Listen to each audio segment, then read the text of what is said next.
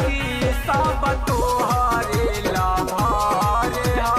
नाच रे पतर की सब तोहरे लभार हा।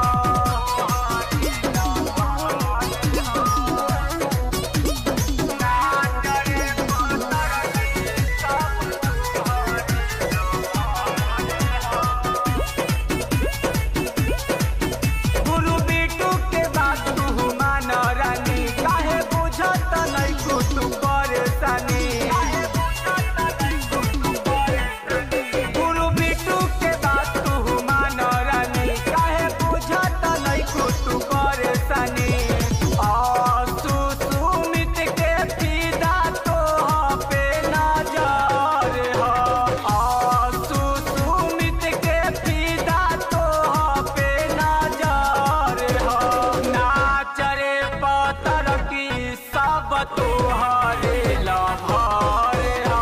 नाच रे पतर की सब तोहरे लभार हा।